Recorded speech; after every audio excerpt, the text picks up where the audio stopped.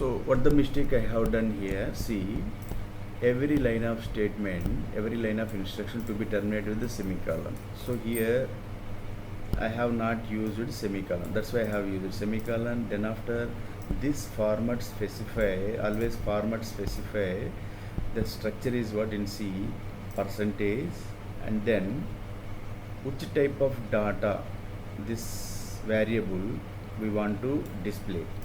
We want to display the data stored in this variable. This is integer type of data. So format specify, we need to say D, otherwise E. I means integer.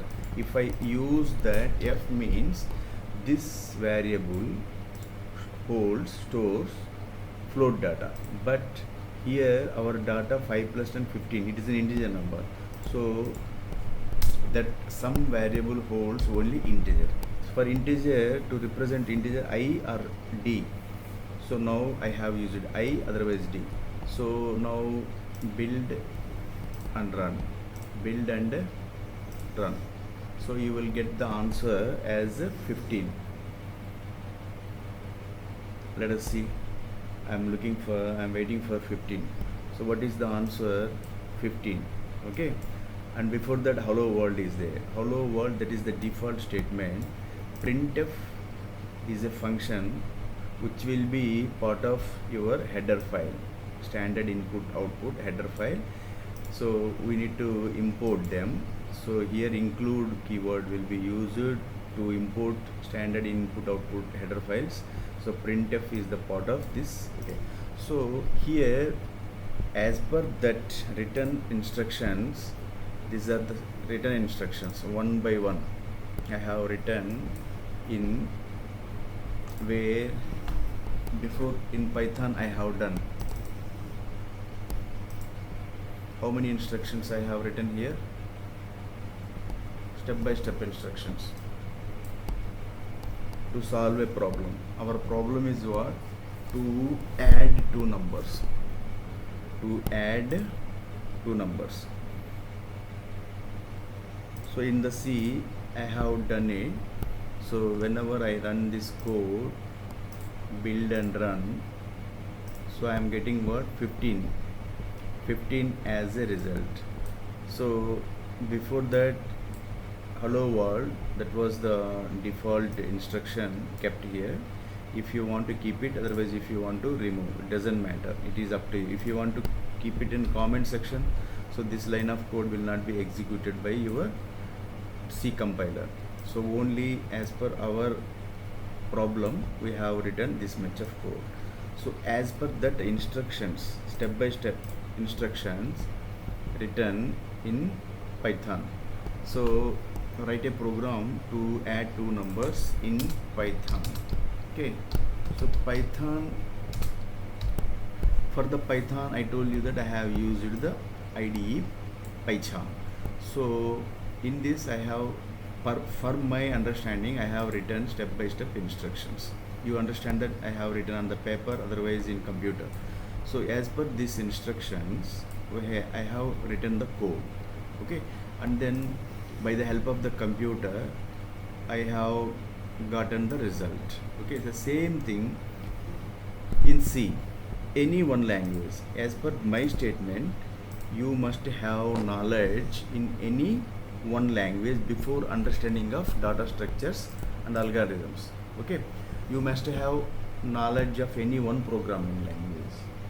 But we are, since as I have started the classes, we are parallelly try to understand Python, Java. Okay. As per this, before understanding of data structures and algorithms, we should have a basic understanding of programming. One of these common one of these, any one. I have shown in Python, C. Okay. So this is the C language to add two numbers. Okay. Whenever if I build and run, you will get 15 answer. You are getting 15. If you want to add a text string in front of this 15, you need to add a string in front of here, sum of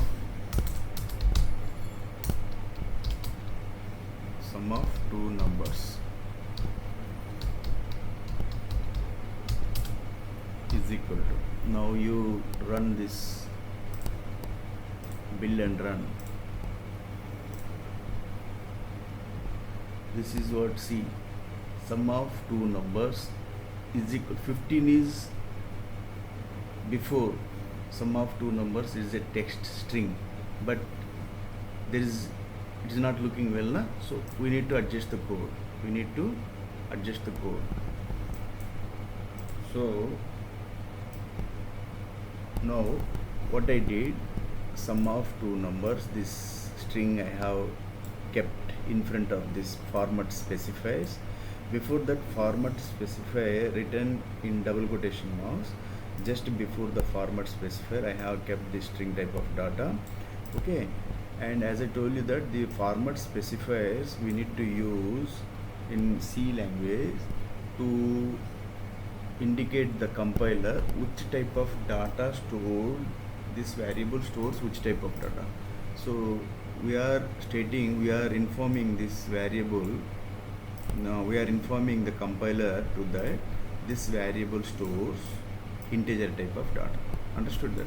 In place of this you can use D also, it doesn't matter. Okay, now whenever you run this build and run, you will get the result as 10 plus 5 15. Okay, this is the result, sum of two numbers is equal to 15. Okay, if you write this in place of D, integers D also we can use, you will get the same answer. Build and run, same. So what I did here, as per these instructions, okay, I told you that step by step these instructions, step by step. Take a number and store it in a variable, take a number and store it in a variable. Same thing in Python, and here take a number. I have taken 5 and created a variable and stored that value in this number. And next instruction is what? Take another number and store it in a variable. I have taken another number 10 and stored in a variable. Okay, but in Java we need to say that all the variables they will store which type of data, but in Python need not to. Simply I have taken a variable, I need not to say that this variable stores which type of data, this variable stores integer type of data. I need not to write int here.